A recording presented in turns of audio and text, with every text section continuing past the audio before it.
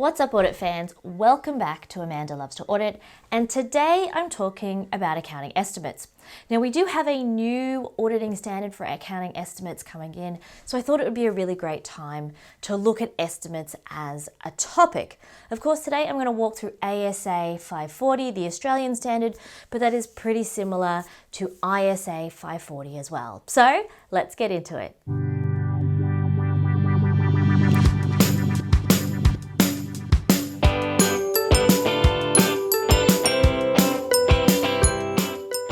Estimates are everywhere. They're in everything when it comes to accounts receivable.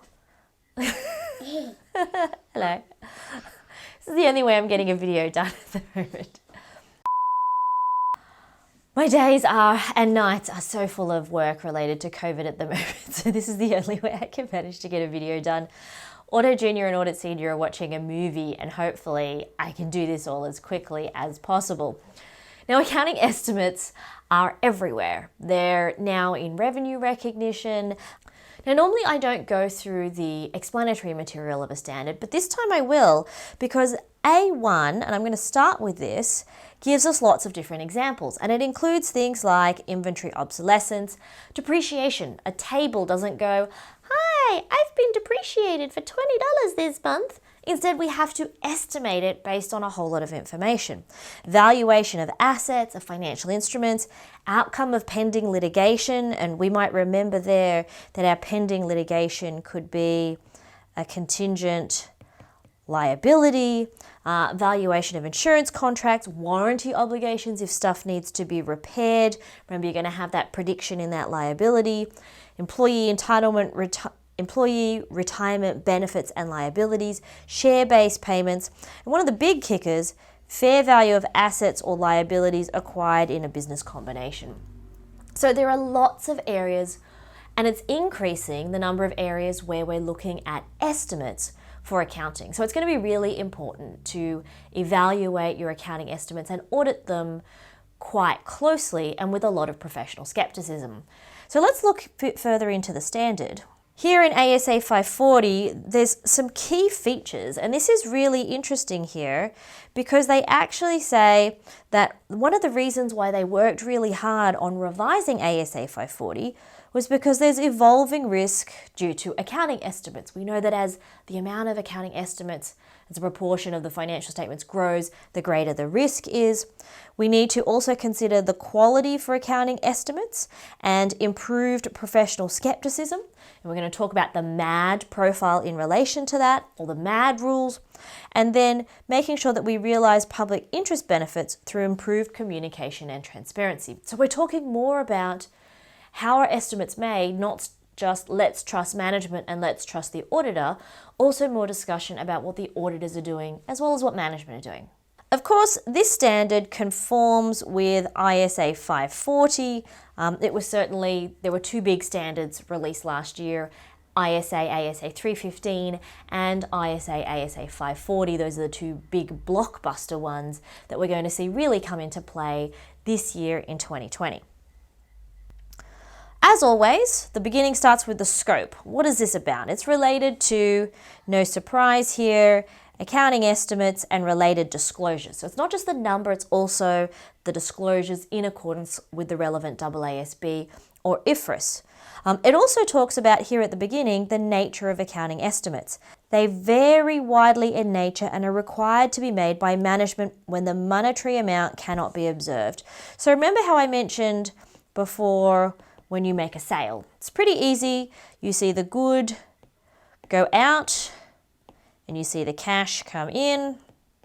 And we know our journal entry there, right? We go debit, cash, credit, revenue.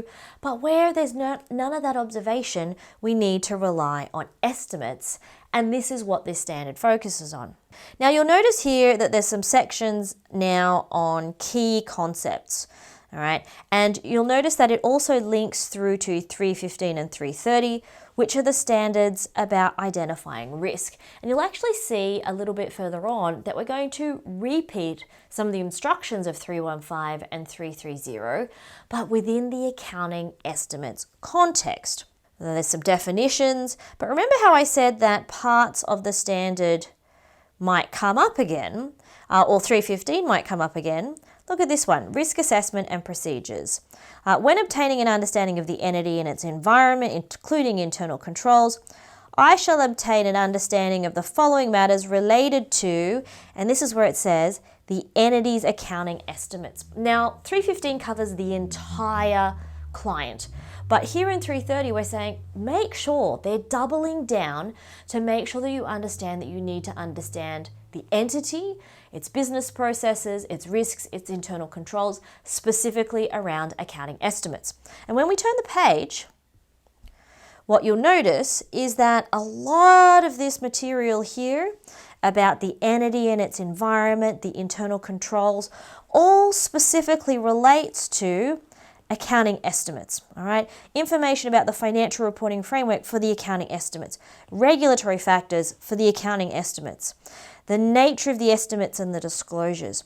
When we come down to internal controls, again, it's internal controls related to the process over estimates. If management says that there are specialized skills or knowledge for accounting estimates, I need to know what they are. What are their risk and assessment processes for, you guessed it, accounting estimates? What is the information system related to accounting estimates? So it's everything that we've already done, but in the area of accounting estimates. Now, this doesn't mean that you do understanding the client and then you do understanding the client for accounting estimates separately. You'd still do it at the same time when you're understanding the client, getting to know their business processes. But this is saying, really think about that. Think about what the processes are, what the internal controls are, what the risks are related specifically to estimates. There's also some interesting information here. I shall review the outcome of previous accounting estimates. So we need to look at any other estimates.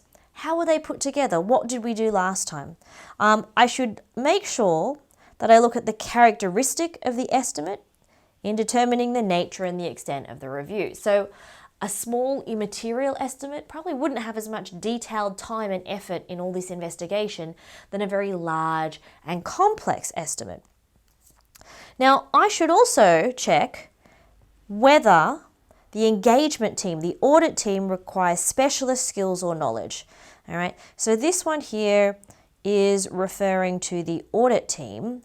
Do we need any special knowledge in relation to that particular estimate? Now you might think, oh, we know a lot about accounting, but what if the estimate was natural resources under the ground? What if the estimate was related to some sort of legal case relating to asbestos or some sort of other major event? We might need somebody more experienced. It might be the valuation of something like some scientific formula. Again, we might need to use an expert, and that's where our ASA 600s and bringing in an expert onto our audit team also is going to come into play. So from paragraph 16 and 17, it says really clearly here, we have to identify and assess the risks of material misstatement relating to an estimate and disclosures. Really important that it says disclosures as well, not just the number. So for all of our estimates, list all of our estimates out. Is there a risk of material misstatement for this particular one? And there could be reasons why there's a risk. So when it comes to identifying these risks of material misstatement relating to an estimate, we have to think of two specific things. Number one is, how much estimation uncertainty is there in doing that particular, in evaluating that particular accounting estimate? And also, how complex is it? How subjective is it? Is it based on people's opinions, guesses, different perspectives, or other inherent risk factors? And it says here, this is a really important line, 16b part 2, I have to look at the selection and application of methods, assumption, and data. And later on, I'm going to talk a lot about MAD. That's the new sort of philosophy that comes out of 540, which is about methods, assumptions, and data. We always talked about in the past how management made the estimate. Was that estimate appropriate? Is it using the right data? But the MAD analogy, also the MAD acronym, really is useful here. So I have to evaluate those risks, and if the auditor has determined a significant risk exists, then I shall, of course, obtain an understanding of the internal controls, etc., related to that particular accounting estimate, and respond in our audit accordingly by devoting specific time and audit effort to evaluating the methods, assumptions, and data that goes into this process. So we've come up with our list of accounting estimates. We've evaluated them to identify if there's any risk. And if there's a significant risk, we have to respond to it. Now, what are the responses? The responses fall into a couple of different things that we have to do. Number one, obtain evidence from events occurring up to the date of the audit report. So what's been happening that might help us get more information about the estimate? Because remember, the estimate is at the 30th of June or the end of the financial year, but we're saying get some extra information after that date, post-balance date, that might help us better understand what the estimate should be. Part B, test how management made the estimate. That's going to be looking at those methods, assumptions, and data. And then develop an audit point estimate or range. So what we're doing there is we're making our own estimate using our own methods, assumptions, and data. And there's that MAD coming in again. So if I move down here a little bit, I have to test internal controls, I have to gather substantive evidence related to this. So when we get to paragraph 22, it says we need to test how management made the accounting estimate. So we're going to need to look into that MAD, and let's flick over the page. And there's a lot more detail here in these methods, assumptions and data section than there ever was before. It was a really short few paragraphs before, but now there's lots and lots of detail. So let's start with methods, all right? Methods is the M part of it. So we have to do a few different things. Is the method selected appropriate in the context of the financial standards, accounting standards that are being used? Is this the same as last year? So we need to look at prior years. We probably also want to look at what's happening in that particular industry. Is that appropriate? Is there judgment bias? So when management made their judgment to select a particular method, was there the potential for any bias? Could it be a method that they used to use at a different firm in a different industry? Is it the one that's easiest to calculate? Is it possible that it might give them a greater level of profit, perhaps drive down their rate of leverage on their financial statements? Part C, are calculations applied in accordance with the method? Did they follow it correctly? And where management's application involves complex modelling, where the judgments have been applied consistently. So if they're supposed to do X judgment, did they always make it using the same information in the same way? And does that model all fit together? So that's the M, the method, how management make the estimate. Then we move down here to the assumptions. And that's the A part. Even though it says significant assumptions, it's really the A part in the MAD. So it's things like, when we made significant assumptions, are those assumptions appropriate in the context of the financial reporting framework? Again, what happened in previous years, what's happening in the industry, are these assumptions consistent, or are they flip-flopping between assumptions to maximize their profitability? We know management manipulate profit and other figures through accounting policy choice, and they could do it for accounting estimates just as well. When it comes to the assumptions, was there any potential for management bias in choosing the assumptions? Does something chosen because it works nicely with tax law or something else? Are the assumptions consistent with each other and with the other accounting estimates?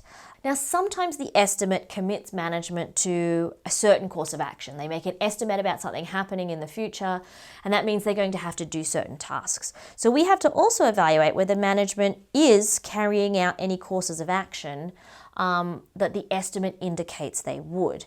Definitely go and have a look at the Explanatory Material 105 for more on this matter. This is a new standard, so if you're new to this area, then definitely read through the explanatory material.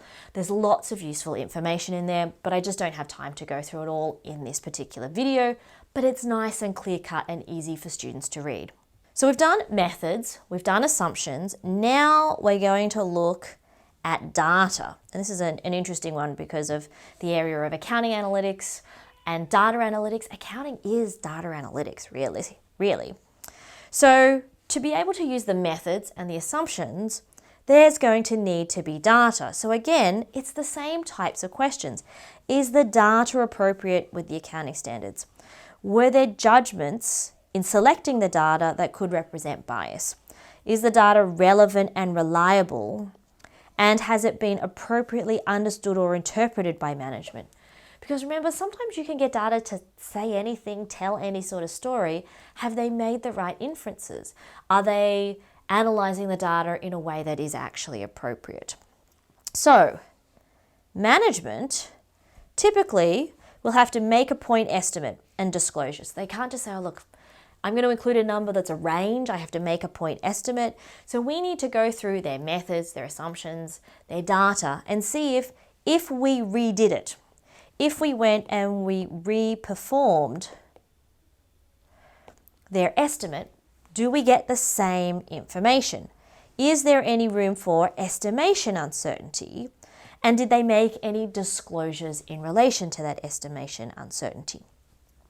So once we've done all of that, I'm going to scroll down here a little bit, is that we also have to develop a point estimate or range. So if we think management have chosen an appropriate method, have used the right assumptions, have used the right data, then there is less likelihood that we're going to need to develop our own point estimate or range of information. However, if we think something is not quite right in the area of the method, the assumption, or the data, then what we need to do is consider developing our own point estimate or range.